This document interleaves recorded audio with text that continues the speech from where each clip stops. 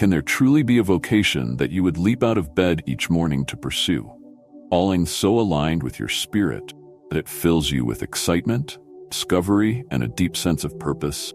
Many of us find ourselves tangled in confusion about our careers, lost in thoughts like, is this really what I want to do?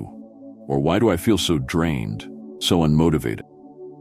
Perhaps you've found yourself feeling like a stranger in your own life, going through the motions, but lacking true fulfillment. This is a significant issue, and it speaks to the core of what it means to live a meaningful life. At any given moment, you might be at a crossroads in your career or passion. This doesn't mean that you must continue doing the same thing forever. Life is finite, and our time here is limited. Therefore, we must make the most of it. Stoics teach us that the work we do, when aligned with our true nature, brings us freedom and fulfillment. When we consider how much of our lives we spend working, it becomes clear that finding something that genuinely brings us joy also fosters self-confidence, investment in our future, and a sense of belonging in the work. When I'm asked how to find this kind of work, the answer often lies in a series of profound, self-reflective questions. The 7 questions I am about to share with you are tools for self-discovery. If you engage with them sincerely, pen and paper in hand, you will begin to see the possibilities that lie ahead, and you'll feel the determination and patience needed to pursue them. This is the essence, finding your true passion. Not just a fleeting interest, but a pursuit that incorporates your skills, talents, and values. The Stoics believed that true satisfaction comes not just from doing what we love, but from contributing to something greater than ourselves. What are you good at? What do you love doing? And equally important, how can what you love also serve others? These are the questions that will guide you toward a fulfilling career that not only brings you joy, but also aligns with your deeper purpose. What the Stoics might call living in accordance with nature. To truly feel this sense of alignment and purpose, sometimes we must first stop and reflect. Let me share an example. Imagine a young Marcus Aurelius, not yet the emperor, but a student in the bustling agora of Athens. The market was alive with activity. Merchants shouting, philosophers debating, students rushing from one lecture to another. Marcus found himself amidst the chaos, surrounded by voices, each louder than the last, each proclaiming a different truth. It was overwhelming. Everyone seemed to know exactly where they were going, what they were doing. Meanwhile, Marcus stood still, disoriented, not knowing which direction to take, feeling lost in the midst of this vibrant crowd. It was a moment of frustration, feeling small and insignificant amid the seemingly certain paths of others. But it was also a moment of profound clarity. Marcus realized that true wisdom does not come from following the noise of the crowd, but from pausing, reflecting, and choosing a path aligned with one's own values and desires. It's a reminder that in our search for our life's work, we must not be swayed by the clamor around us. Instead, we must stop, reflect, and decide for ourselves which path to take. Whether you are starting your career or looking to pivot to something new, you must plan your journey with clarity and intention. What is the work that will ignite your passion? What is it that excites you at your core? There are 7 critical questions that can help you discover this. Grab a pen and paper, and let's dive in. I believe that once you explore these questions, path forward become much clearer. Here comes the first question. Question 1. What would you do if you had enough money for the next 20 years? Imagine for a moment that you have been given enough money to live comfortably for the next 20 years. There's no need to worry about paying bills, no need to stress about financial security. You are free from the burdens of daily survival. In this scenario, what would you choose to do with your time? What would you dedicate your life to if you did not have to worry about making a living? This question is not simply an exercise in imagination. It is a profound inquiry into the core of your being. The Stoics believed that a life well lived is one that aligns with one's true nature and purpose. To understand what you would do if financial concerns were no longer a factor is to begin to understand what truly drives you, what brings you joy, and what your life's work might be. Let me take you back to a time in my youth, long before I became emperor, when I was still trying to understand my place in the world. I was studying under the great philosophers of Athens, immersed in the teachings of Stoicism. My mentor, Rusticus, once asked me, "Marcus, if you had no obligations, no duties to fulfill, if you had enough wealth to live as you pleased for the next 20 years, what would you do with your life?" At first, the question puzzled me. Like many young men of my station, I was accustomed to a life of expectations. Expectations from my family, society, from the very role I was being prepared to assume. But Rusticus pushed me further. "Do not think about what you should do or what is expected of you," he said. "Think about what you would do if there were no constraints, no judgments, no need for approval. What would bring you true fulfillment?"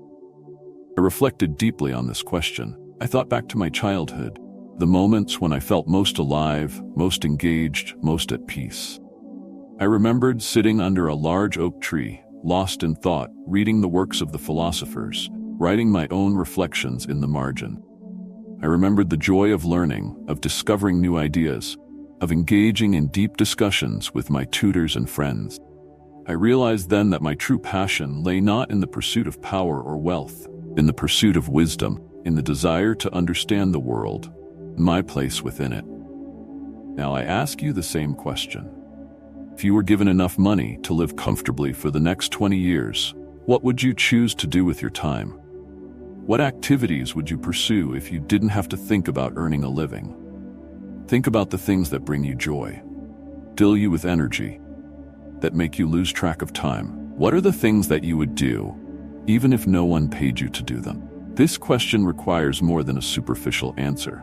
It calls for a journey inward, deep reflection on your true desires and passions. Remember a time in your childhood when you were completely absorbed in an activity, playing, exploring, creating, something that made you feel truly alive. What was it? Was it building, drawing, writing, or maybe helping others? What did you do so naturally, so effortlessly, that it didn't feel like work at all? There's a story I often recall about a young craftsman I once met in the bustling streets of Rome. He was a carpenter, skilled in his trade, crafting beautiful furniture with his hand. I asked him, "If you had enough money to never work again, would you still do this?" He looked at me with a smile and said, "Yes, my lord. For me, this is not work. It is my passion, my craft, my gift to the world. Even if I had all the money in the world, I would still carve wood, because it brings me peace, it brings me joy, brings me purpose." The Stoics teach us that to find our true calling, we must look within, beyond the expectations of others, beyond the distractions of wealth and status. We must ask ourselves, what am I naturally drawn to? What do I feel compelled to do, not out of necessity, but out of love? When we strip away the need for financial security, we can see more clearly what we are meant to do, what aligns with our deepest selves. So imagine you have been given the next 20 years of financial freedom. What would you refuse to stop doing? What activities would you pursue with the same passion and joy as you did when you were a child, even if no one paid you to do them? Look back at your childhood memories, your old dreams. What were you doing when you felt most alive, most fulfilled, most at peace? Exploring these questions is the beginning of a journey toward understanding your true purpose. It may not be an easy path, and the answers may not come quickly, but the journey itself is worthwhile. By examining your natural inclinations, your talents, and your passions, you begin to uncover your life's true work. It is a process of filtering out the noise, the expectations, and focusing on what truly matters, what truly resonates with your soul. Remember, as I have often contemplated, waste no more time arguing about what a good man should be. Be one. Same can be said for finding your life's work. Distractions, the doubts, they are not barriers but guides, pointing you toward your true path. By asking yourself these deep reflective questions, you begin to uncover the work that aligns with your true self, your highest values, your deepest passions. Take this opportunity to pause, to reflect, to ask yourself, what would I do if I were truly free? Allow yourself the freedom to explore, to dream, to discover. And know that in this exploration, you are not only finding your life's work, but also uncovering your truest self, your highest purpose, your most fulfilled life. Number 2, imagine this scenario. Close friend comes to you, seeking advice about a situation they're struggling with. Or perhaps you're watching a play in the Grand Theater of Rome, and you find yourself thinking, why doesn't that character just do this? Or why can't they see the obvious solution? It is often easier to see the right path for others than for ourselves. We have a clearer view of their situation because we are outside the frame, not tangled in their emotions, fears, or blind spots. The Stoics teach us that self-reflection is key to personal growth, yet it is often the hardest thing to do. We are, each of us, caught up in the picture of our own lives, and from within this frame, our view is often clouded by doubt, fear, and uncertainty. This is why we sometimes need a mirror, a way to see ourselves as clearly as we see others. Let me share a story from my early days of study, when I was not yet emperor, but a young man eager to learn the ways of wisdom. I was often in the company of philosophers, men who spent their days debating the nature of virtue, justice, and the good life. One day, during a heated discussion, I found myself quick to offer advice to another student who was struggling with a moral dilemma. I said, "Why don't you just act with more courage? Why do you fear what others think?" My mentor, Junius Rusticus, who had been listening quietly, turned to me and asked, "And you, Marcus, what would you do if you were in his position? Are you certain that you would be so brave, so clear-headed?" His question took me aback. It was easy for me to see the clear path for my friend because I was not the one standing on it. I was not the one facing the fear, the uncertainty, the self-doubt. Rusticus continued, "It is often easier to give advice than to take it ourselves, to see the faults and missteps of others more clearly than our own. But true wisdom, true self-mastery, comes from the ability to step outside of ourselves, to look at our own lives as if we were looking at the life of a friend. Ask yourself, Marcus, what advice would you give to a friend who was in your shoes? What would you tell them to do? To change, to let go of?" I began to see the wisdom in his words. I realized that I often knew what needed to be done in my own life, but fear or habit kept me from doing it. I would think, if only I were stronger, more disciplined, less concerned with what others thought. But when I considered what advice I would give to a friend in my situation, the path became clearer, simpler, more direct. Now I ask you to do the same. Imagine that a close friend comes to you, seeking advice about a situation that mirrors your own. What would you tell them? Would you advise them to stay in a job that makes them miserable? Would you tell them to continue in a relationship that drains their spirit? Or would you encourage them to seek out what truly brings them joy, what aligns with their values, what makes them feel alive? This exercise is not just a mental game. It is a powerful tool for self-reflection and personal growth. The Stoics believe that we all have within us the wisdom we need to navigate life's challenges, but that wisdom is often clouded by emotion, by fear, by habit. By stepping outside of ourselves, by viewing our lives as if we were looking at a friend's life, we can see more clearly what needs to be done. Consider the story of a Roman general who, despite his many victories, found himself paralyzed by doubt before a critical battle. He could see the path forward clearly for his men, could instruct them with confidence, yet when it came to his own actions, he hesitated, unsure of the right course. One of his soldiers, seeing his distress, said to him, "If I were in your place, you would tell me to face my fears, to trust in my training, to lead with courage and conviction." The general smiled and nodded, realizing that the advice he would give to his men was the same advice he needed to give himself. He found his courage, led his men into battle, and emerged victorious. Or think of a Roman merchant who, after a series of bad investments, found himself on the brink of ruin. He was filled with regret, consumed by what he should have done differently, paralyzed by the fear of future failure. One day, a fellow merchant came to him, seeking advice about a similar situation. Without hesitation, he told his friend, "Do not dwell on what you cannot change. Focus on what you can do now.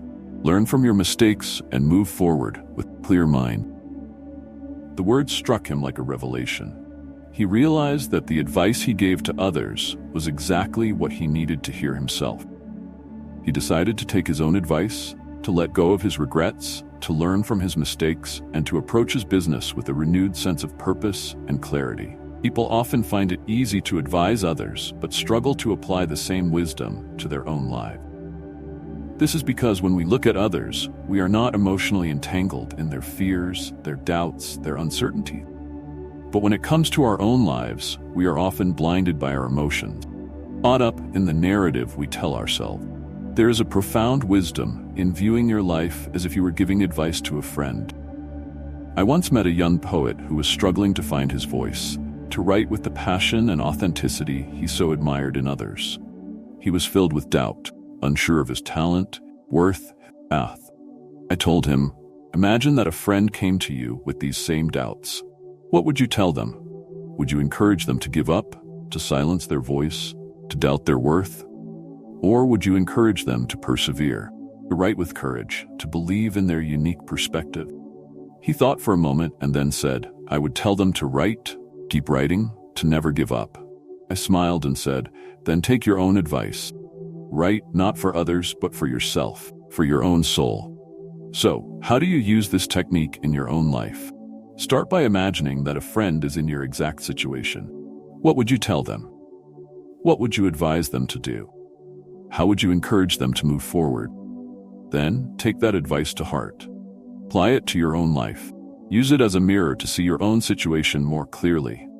Remember, as I have often reflected, what we do now echoes in eternity. By viewing your life as if it were a friend's, you gain clarity, perspective, and the courage to act. And most importantly, by choosing to apply the wisdom you give to others to your own life, you embrace the path of self-awareness, growth of true understanding. This, my friends, is the path of the Stoic. See clearly, to act wisely, to live fully. Number 3, take a moment to think about what truly sparks your curiosity. What subjects, ideas, or topics keep you awake at night, make your heart race with excitement, or draw you in so completely that time seems to stand still? What do you find yourself endlessly researching, pondering, or discussing, even when others grow tired of the conversation, urging you to move on? This question isn't just about idle interests. It's about discovering the passions that stir your soul and give meaning to your days. The Stoics teach us that curiosity is more than just a fleeting interest. It is a powerful guide to our true nature, an indication of where our greatest strengths and deepest joys may lie. To identify what you are passionately curious about is to begin to uncover the path to your life's work. Let me take you back to my youth, a time when I was filled with questions, driven by a thirst for knowledge that seemed unquenchable. I was often found in the company of scholars and philosophers, debating the nature of the universe, the meaning of life, the pursuit of virtue.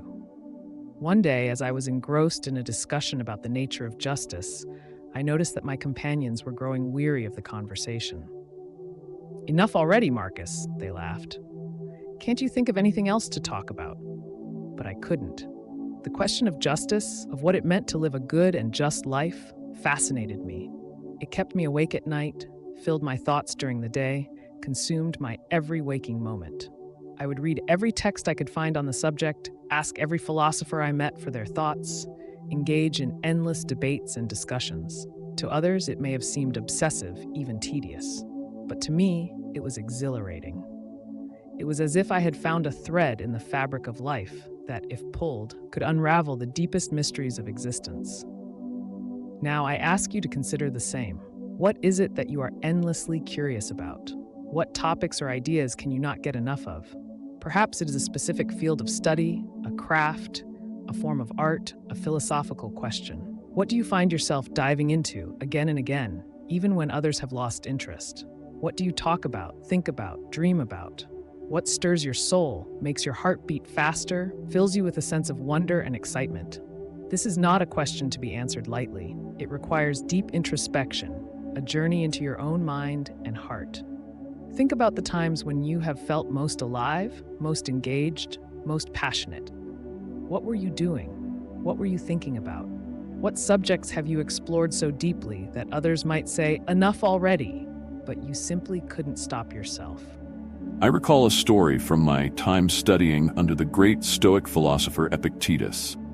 There was a young man in our group who was obsessed with understanding the nature of the soul. He would ask question after question, probe every angle, challenge every answer. Many of the others grew tired of his relentless curiosity. "Why do you keep asking these questions?" they would say. Aren't you satisfied with the answers you've been given? But he wasn't. And neither was I. I saw in him a kindred spirit, someone who understood that the pursuit of knowledge is a journey, not a destination, and that true wisdom comes from a deep, insatiable curiosity about the world and our place in it. Or consider the story of a Roman engineer, a man who was endlessly fascinated by the mechanics of the aqueducts that brought water to our city. He would spend hours studying the flow of water, the strength of materials, the angle of descent. To others, his obsession seemed strange, even boring. "Why do you care so much about water?" they would ask. But to him, it was not just about water. It was about understanding the principles of nature, about mastering the elements, about bringing life to the city. His curiosity drove him to innovate, to create, to build something that would stand for centuries. It was his passion, his calling, his life's work. People often think that curiosity is a distraction, a hobby, something to be indulged in spare moments. But the Stoics teach us that curiosity is a signpost, pointing us toward our true path. What you are endlessly curious about is not a distraction. It is a clue to your purpose, the work you are meant to do in this life. There is a profound wisdom in following your curiosity. I once met a young artist who was endlessly fascinated by the way light played on water. She would paint the same scene over and over, trying to capture every nuance, every shadow, every reflection. Many of her friends would say, "Why do you keep painting the same thing? Aren't you tired of it?" But she wasn't. She was captivated by the challenge, the mystery, the beauty of it. I told her, "Your curiosity is your guide. Follow it, explore it, let it lead you where it will." She did, and her work became renowned for its depth, its beauty, its insight. So how do you discover what you are endlessly curious about? Start by paying attention to what excites you, what draws you in, what keeps you awake at night. Ask yourself, what do I love to learn about, talk about, to explore? What do I find myself thinking about, even when I should be doing something else? Follow that thread. Let it lead you. It may take you to unexpected places, but it will always take you closer to your true self, your true purpose. Remember, as I have often reflected, to the rational being, only that which is contrary to reason is intolerable, but everything that is rational is tolerable. By following your curiosity, you are not being irrational or indulgent. You are being true to yourself, to your nature, your calling. And most importantly, by choosing to follow your curiosity, you embrace the path of discovery, of learning, growth. This, my friends, is the path of the Stoic. To seek wisdom, to explore the unknown, to be endlessly curious about the world and our place within it. Number 4. Consider for a moment the things that come naturally to you, the tasks or skills that you perform with ease, while others around you struggle, hesitate, or give up. We all have these talents, gifts that seem so simple, so effortless to us, yet to others they appear daunting or complex. What is it that you do without a second thought, that you approach with confidence, that you enjoy without feeling drained or exhausted? The Stoics teach us that recognizing our natural talents is key to finding our true purpose in life. These talents are not mere accidents, they are clues, guiding us toward the path we are meant to walk. To understand what comes naturally to you, what you do with ease and joy, is to understand where your strengths lie and how you might best serve the world. Let me share a story from my youth, a time when I was still finding my way, still learning who I was meant to be. I was undergoing rigorous training, both physical and intellectual, preparing for the responsibilities that would one day be mine. In those days, we would often be tested in various disciplines: rhetoric, philosophy, mathematics, and physical training. I remember a particular exercise in which we were required to debate the great philosophical questions of the day. Many of my peers would approach these debates with a sense of dread. They would struggle to form their arguments, stumble over their words, lose their confidence under pressure. But for me, these debates were a joy. I felt at home in the realm of ideas, in the art of persuasion, in the challenge of intellectual engagement. I would often hear my peers say, "How do you do it, Marcus? How do you speak so easily, so confidently, without fear?" To me, it was as natural as breathing. I could not understand why they found it so difficult. It was only later, through reflection, that I realized this was a gift, a natural ability that not everyone possessed. And with that gift came a responsibility, to use it wisely, to cultivate it, to share it with others. Now I ask you to consider the same. What are the things that you do with ease, that you approach with a sense of joy and confidence? What are the tasks or skills that others might find challenging, but you find simple and rewarding? Perhaps it is speaking, or writing, or organizing. Perhaps it is teaching, or creating, or problem-solving. Whatever it is likely something that aligns with your natural talents, something that feels like a part of you, something that you could do for hours without feeling fatigued or bored. This is not just a matter of finding what you are good at. It is about finding what you are meant to do. The Stoics believed that we all have a unique role to play in the world, a role that is determined by our natural abilities and inclinations. To discover what comes naturally to you is to discover a part of your purpose, your reason for being. Now, I ask you the same. What are you willing to learn to achieve your goals? What skills do you need to acquire to excel in your chosen field? Are you willing to invest your time, your energy, your resources into learning these skills? Are you willing to sacrifice your comfort, to endure frustration, push through failure, confront your own weaknesses?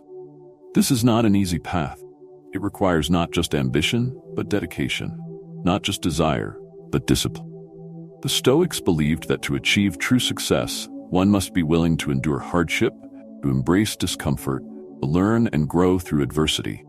They believed that it is in the challenges, the setbacks, the sacrifices, that we find our true strength, our true character, our true purpose. Consider the story of a Roman scholar who, despite his brilliant mind, realized that he lacked the practical skills needed to apply his knowledge in the real world. Instead of continuing on his comfortable path, he chose to apprentice himself to a craftsman, learning the skills of a trade that seemed far removed from his scholarly pursuits. He learned to work with his hands, to build, to create, to solve practical problems. It was difficult, humbling work, but he found that it gave him a new perspective, a new depth of understanding, a new appreciation for the practical wisdom that comes from experience. Or think of a Roman physician who, despite her vast knowledge of medicine, realized that she needed to learn more about the human heart, not just as an organ, but as a source of emotion, of spirit, of connection. She chose to study not just with physicians, but with philosophers, poets, and even patients themselves. Listening to their stories, their fears, their hopes, she learned to see her patients not just as cases, but as whole beings, with bodies, minds, and souls. It was a challenging, sometimes uncomfortable journey, but it transformed her practice, her understanding, her ability to heal. People often believe that they can achieve their dreams without changing, without learning, without sacrificing. But the Stoics teach us that true success, true fulfillment, comes not from ease, but from effort. Not from comfort, but from challenge. Not from what we already know, but from what we are willing to learn. There is a profound wisdom in embracing the discomfort of growth. I once met a young entrepreneur who was determined to build a successful business, but he lacked the financial knowledge needed to manage his resources effectively. He decided to take night classes in accounting, to study under mentors, to read every book he could find on the subject. It was not easy for him. He struggled, failed.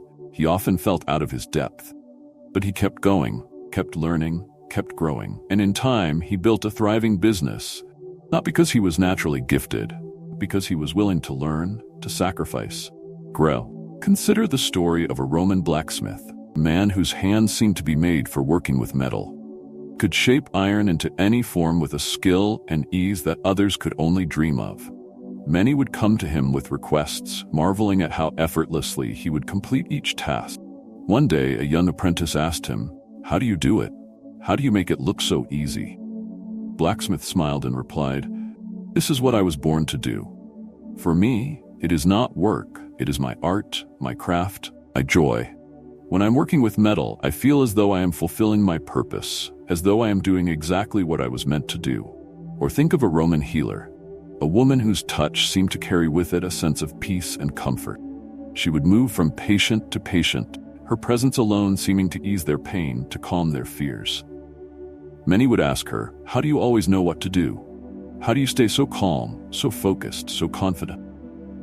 She would smile and say, "This is my calling. Healing is not just something I do, it is who I am. It comes naturally to me, and I cannot imagine doing anything else."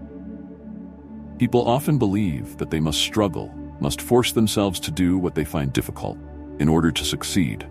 But the Stoics teach us that true success, true fulfillment, comes not from doing what we must, from doing what we are meant to do.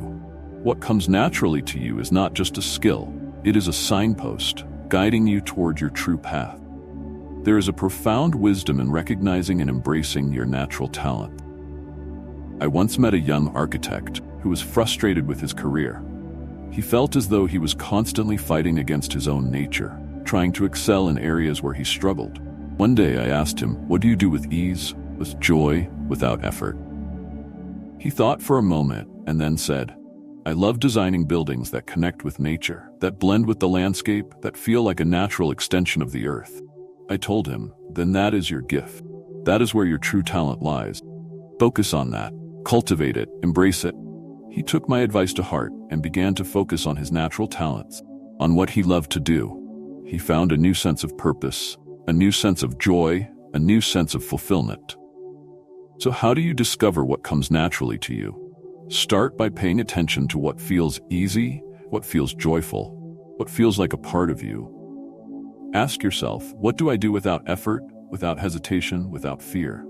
What do I enjoy doing so much that I would do it for free, for the rest of my life? Make a list of these things.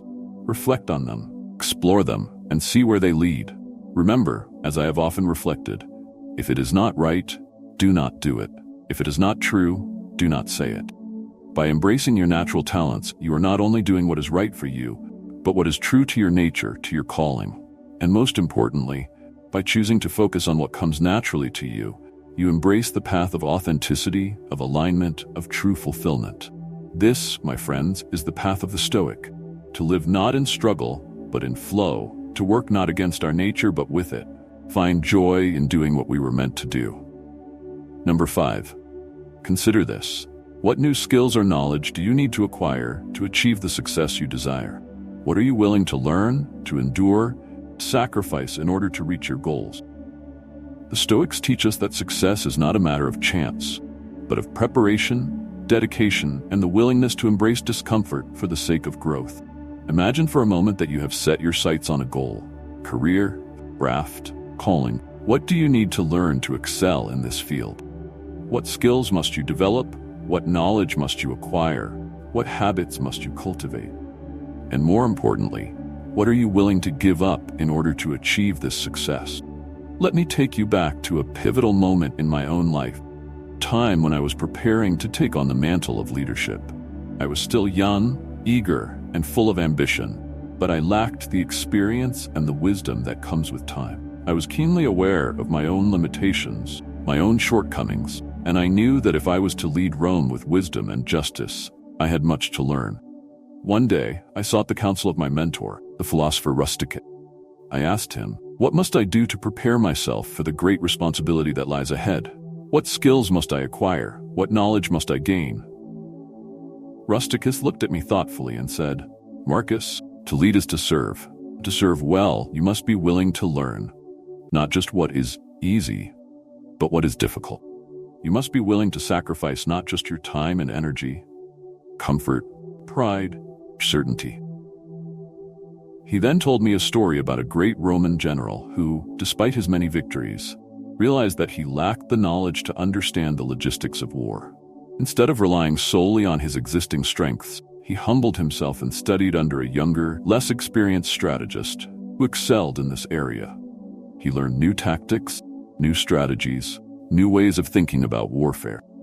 It was not easy for him to admit his shortcomings, to learn from someone younger, to sacrifice his pride for the sake of growth.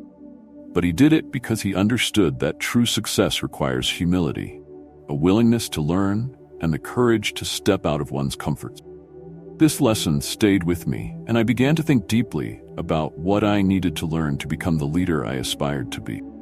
I realized that I needed to understand not just philosophy, but politics, economics, military strategy, and the art of negotiation.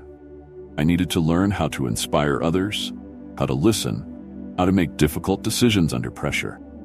And I knew that to gain these skills, I would have to sacrifice my time, my energy, my comfort, and sometimes even my pride.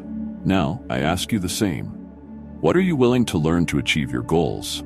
What skills do you need to acquire to excel in your chosen field? Are you willing to invest your time, your energy, your resources into learning these skills?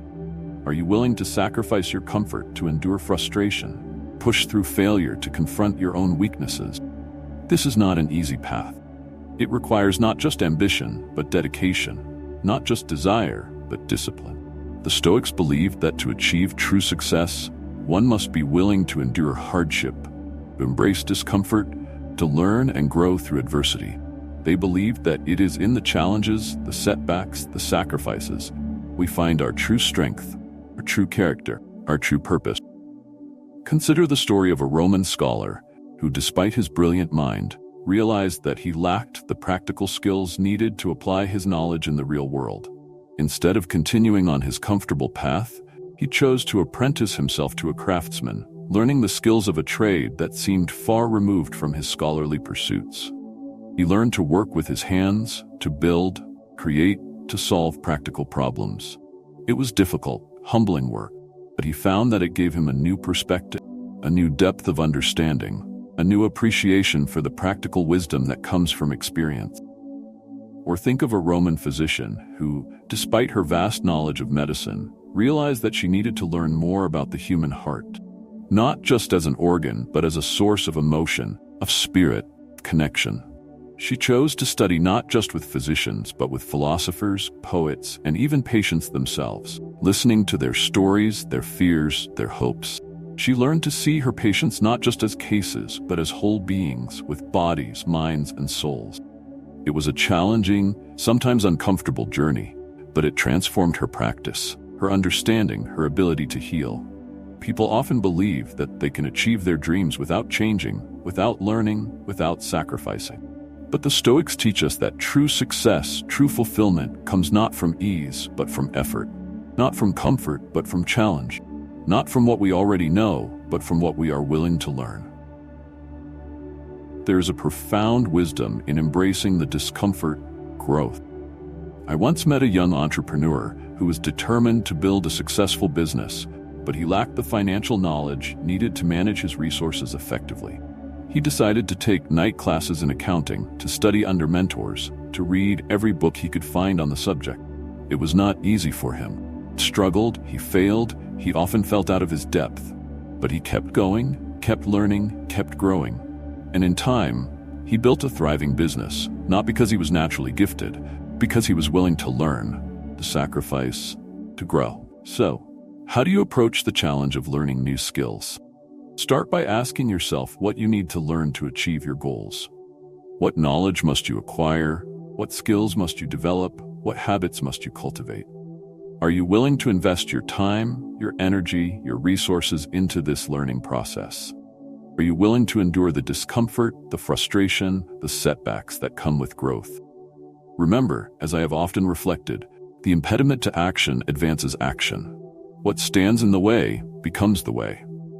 By embracing the challenges of learning, you are not only overcoming obstacles, but using them as stepping stones on your path to success. And most importantly, by choosing to learn and grow, even when it is difficult, you embrace the path of wisdom, of resilience, of true mastery. This, my friends, is the path of the Stoic: to learn continually, to grow ceaselessly, to strive unrelentingly toward our highest selves. Number 6, take a moment to consider the places in your life where you feel resistance, where fear seems to hold you back. What are the things you avoid doing, the conversations you steer away from, the decisions you postpone? When a certain topic comes up, do you feel an urge to change the subject, close the door, to turn away? The Stoics teach us that these moments of resistance are not just obstacles, they are signals guiding us toward the areas where growth and transformation are most needed. Imagine for a moment that you are standing at a crossroads. One path is well-trodden, familiar, comfortable. The other is steep, rocky, and shrouded in mist. You feel a pull towards the familiar path, the safe route. But deep down, you know that the other path, the one that fills you with fear and uncertainty, is the path you need to take. This is where the true journey lies, not in avoiding our fears, but in confronting them head-on. Courage, curiosity, and a willingness to learn. Let me share a story from my own life. A time when I faced a great resistance within myself. I was still young, still learning what it meant to be a leader, still grappling with my own doubts and insecurity. One day, my mentor Rusticus noticed that I was avoiding a certain topic in our discussion. It was a matter related to personal discipline, to facing one's own flaws and weaknesses. Whenever the topic arose, I would change the subject, steer the conversation elsewhere. Rusticus, seeing this pattern, asked me, "Why do you resist this topic, Marcus? What are you afraid to confront?" His words struck a chord within me. I realized that I was avoiding this topic because it forced me to look at parts of myself that I did not want to see. My impatience, my pride, my fear of failure. I was resisting because I was afraid of what I might find if I looked too closely. But Rusticus taught me that to be a true Stoic, to be a true leader, I needed to face these fears, to confront them, understand them. I began to see that where there is resistance, there is also an opportunity for growth. I decided to face my fears, to examine my resistance, to understand what was holding me back. I discovered that my resistance was not just a barrier, but a guide, pointing me toward the areas where I needed to grow, to learn, to transform. Now, I ask you to consider the same. Where in your life do you feel resistance? Where do you feel fear, hesitation, uncertainty? What are the things you avoid doing, the topics you avoid discussing, the decisions you avoid making? These areas of resistance are not just obstacles, they are opportunities. They are signals, guiding you toward the areas where you need to grow, to learn, change. This is not an easy path. It requires courage, introspection, a willingness to face your own fears and flaws. The Stoics believe that true wisdom comes not from avoiding our fears, from confronting them, from understanding them, from learning from them. They believe that where there is resistance, there is also a lesson, truth, path to growth. Consider the story of a Roman soldier who, despite his bravery in battle, was terrified of public speaking. Whenever he was asked to address his men, give a speech, he would find an excuse, find a way to avoid it. One day, his commander asked him, "Why do you avoid this so much? What are you afraid of?" The soldier, after much reflection, realized that he was afraid of judgment, failure, of not being good enough. His commander said to him, "If you can face your enemies on the battlefield, you can face this fear. Step into it, learn from it, grow through it." Or think of a Roman scholar who was brilliant in his field, yet terrified of failure. Whenever he was asked to publish his work, to share his ideas, he would hesitate, find reasons not to. His friends noticed this pattern and asked him, "What are you so afraid of? Why do you resist sharing your knowledge?" He realized that he was afraid of criticism, of rejection, of not being perfect. But he also realized that to grow, to learn, to fulfill his potential, he needed to face this fear, to embrace the possibility of failure, learn from it, to grow through it. People often believe that fear and resistance are signs that they should turn back, that they should avoid certain paths. But the Stoics teach us that fear and resistance are not barriers. They are guides. They are signals, pointing us toward the areas where we need to grow, learn, transform. There's a profound wisdom in facing your fears and embracing your resistance. I once met a young artist who was afraid of criticism, afraid of failing, afraid of not being good enough. She would resist showing her work, resist sharing her ideas, resist taking risks. I told her, "Your fear is not your enemy, it is your guide. It is showing you where you need to grow, where you need to learn, where you need to push yourself." She took my advice to heart and began to face her fears, to embrace her resistance, to learn from it. She found that by facing her fears, she was able to grow, to learn, to transform. So how do you face your resistance and embrace your fears? Start by paying attention to where you feel resistance, where you feel fear, where you feel hesitation.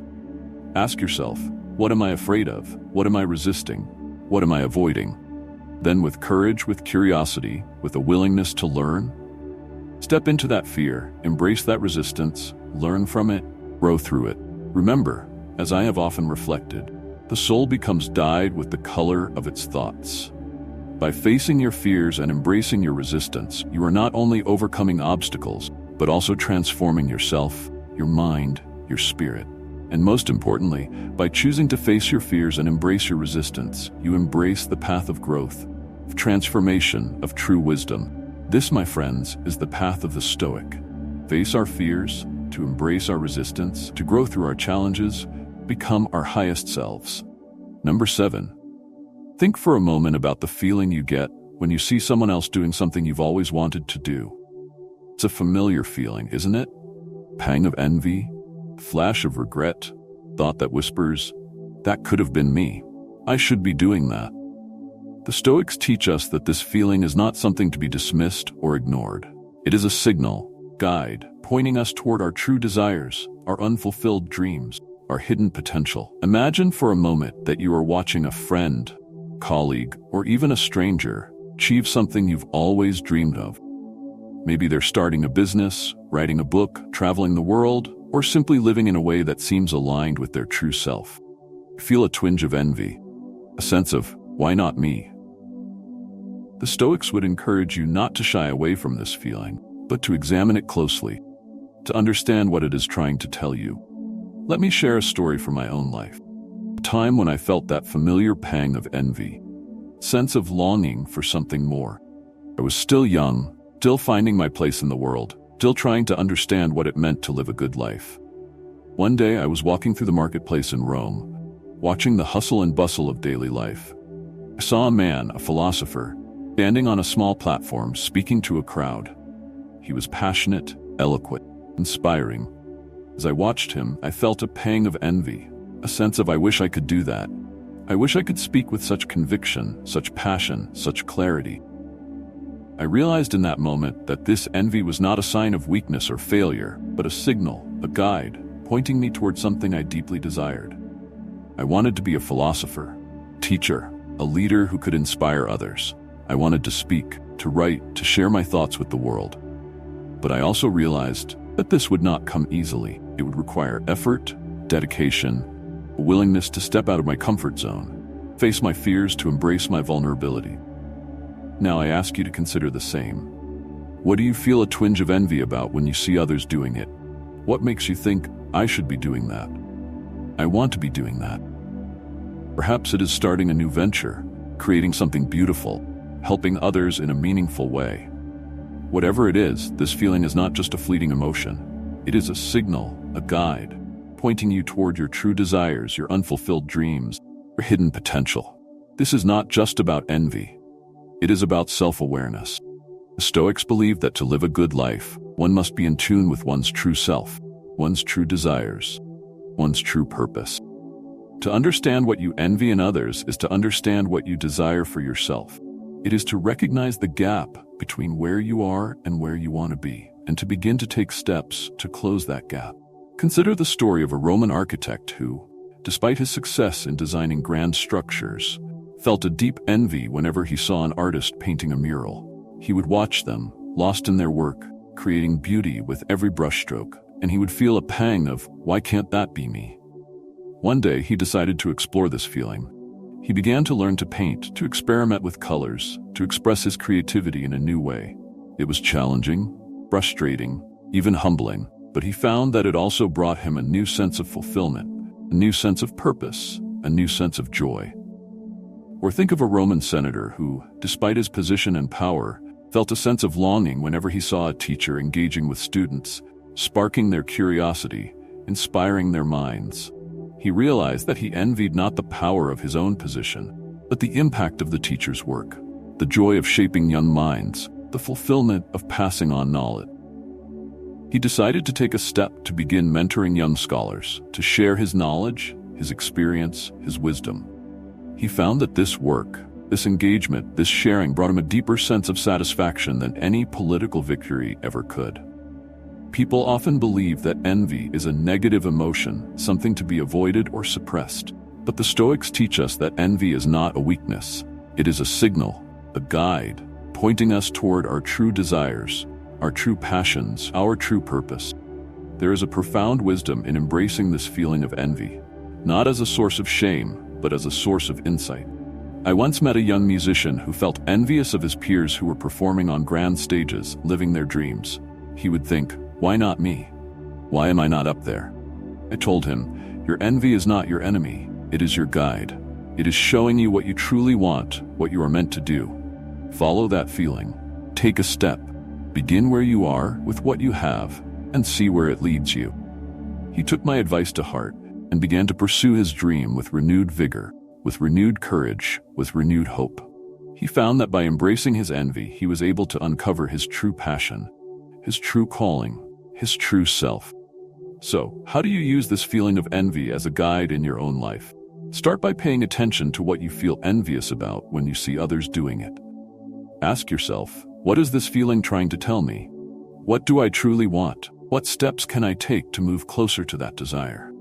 Then, with courage, with commitment, with a willingness to learn and grow, take that first step. Remember, as I have often reflected, do not act as if you were going to live 10,000 years. Death hangs over you. While you live, while it is in your power, be good. By following your envy, by listening to your desires, by taking action, you are not only moving toward your dreams, but also living in alignment with your true self, your highest purpose.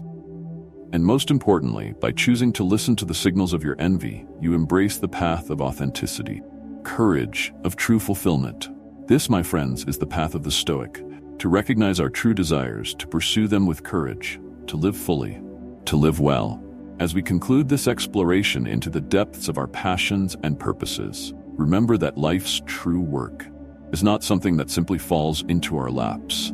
It is something we discover through courage, curiosity, and the willingness to look inward. The 7 questions we have discussed today are not just thought exercises. They are powerful tools for self-discovery. They challenge us to look beyond the surface, to dig deeper into our souls, and to confront both our fears and our deepest desires. The Stoics believe that a well-lived life is one where our actions align with our values, where our daily choices reflect our true nature, where we are guided not by external validation, but by an inner compass. So take these questions to heart, reflect on them, write about them, discuss them with those you trust, and most importantly, act on them. Take a step, even if it is a small one, towards the life you truly want to live. Remember, as Marcus Aurelius said, the soul becomes dyed with the color of its thoughts. Your thoughts shape your reality, your choices define your path, and your actions determine your legacy. Choose wisely, live courageously, embrace your true self. The path to your life's work is yours to walk. Make it a journey worth remembering.